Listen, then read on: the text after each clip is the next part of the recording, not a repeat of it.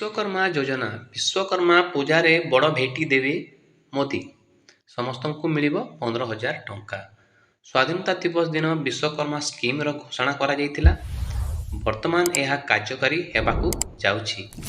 ଚଳିତ ବର୍ଷର ବିଶ୍ୱକର୍ମା ପୂଜା ସମୟରେ ନରେନ୍ଦ୍ର ମୋଦି ସରକାର ଦେଶର ବିଶ୍ୱକର୍ମା ପାଇଁ ଏକ ନୂତନ ଯୋଜନା ଆରମ୍ଭ କରିବାକୁ ଯାଇଛନ୍ତି।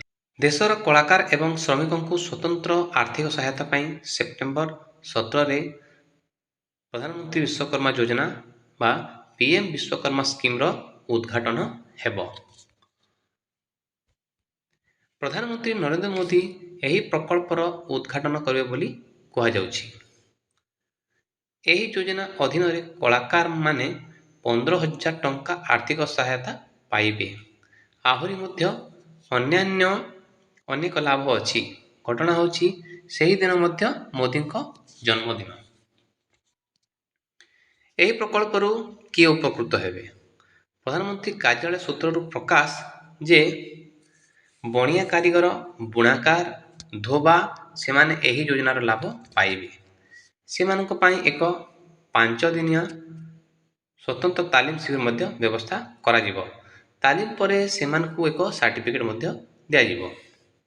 ତ ସେଇଟା https ଯେଉଁ dipmsme.upsdc.gov.in ରେ ଆପଣ ଆବେଦନ ମଧ୍ୟ କରିପାରିବେ। ପରବର୍ତ୍ତୀ ପର୍ଯ୍ୟାୟରେ 15 ଦିନିଆ ଉନ୍ନତ ପ୍ରଶିକ୍ଷଣ ଶିବିର ମଧ୍ୟ ଆୟୋଜିତ ହେବ। ତାଲିମ ଶିବିରରେ ଅଂଶଗ୍ରହଣକାରୀଙ୍କୁ ପ୍ରତିଦିନ 500 ଟଙ୍କା ସବସିଡି ମଧ୍ୟ ଦିଆଯିବ ବୋଲି କେନ୍ଦ୍ର ପକ୍ଷରୁ ସୂଚନା ଦିଆଯାଇଛି। ଏହି ଯୋଜନା ଅଧୀନରେ କଳାକାର କାରିଗରଙ୍କୁ ପିଏମ୍ ବିଶ୍ୱକର୍ମା ସାର୍ଟିଫିକେଟ୍ ଏବଂ ଆଇଡି କାର୍ଡ଼ ଦିଆଯିବ। ଏହି କାର୍ଡ଼ ମାଧ୍ୟମରେ କଳାକାର ଏବଂ କାରିଗରମାନେ ପ୍ରଥମ କିସ୍ତିରେ 1 ଲକ୍ଷ ଏବଂ ଦ୍ୱିତୀୟ କିସ୍ତିରେ 2 ଲକ୍ଷ ଟଙ୍କା ସହାୟତା ପାଇବେ। ଏଥିପାଇଁ ସର୍ବନିମ୍ନ 5% ସୁଧ ହାର ଧାର୍ଯ୍ୟ କରାଯାଇଛି। ଏହି ଯୋଜନା ଅଧୀନରେ କଳାକାର କାରିଗରଙ୍କୁ ପିଏମ୍ ବିଶ୍ୱକର୍ମା ସାର୍ଟିଫିକେଟ୍ ଏବଂ ଆଇଡି କାର୍ଡ଼ ଦିଆଯିବ। ଏହି କାର୍ଡ଼ ମାଧ୍ୟମରେ କଳାକାର ଏବଂ କାରିଗରମାନେ ପ୍ରଥମ କିସ୍ତିରେ 1 ଲକ୍ଷ ଏବଂ ଦ୍ୱିତୀୟ କିସ୍ତିରେ 2 ଲକ୍ଷ ଟଙ୍କା ଆର୍ଥିକ ସହାୟତା ପାଇବେ। ଏଥିପାଇଁ ସର୍ବନିମ୍ନ 5% ସୁଧ ହାର ଧାର୍ଯ୍ୟ କରାଯାଇଛି।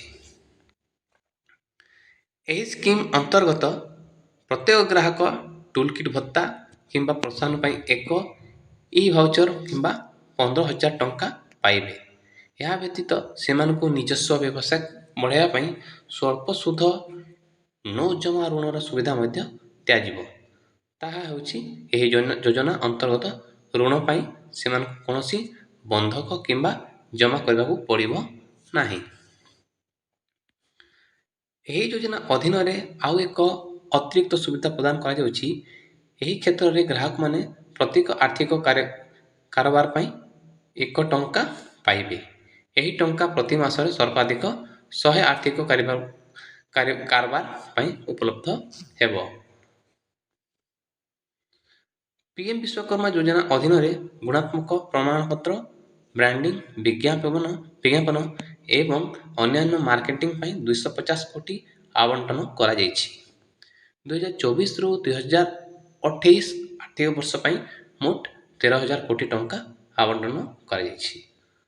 ତ ଏ ଥିଲା ବନ୍ଧୁଗଣ ଆଜିକାର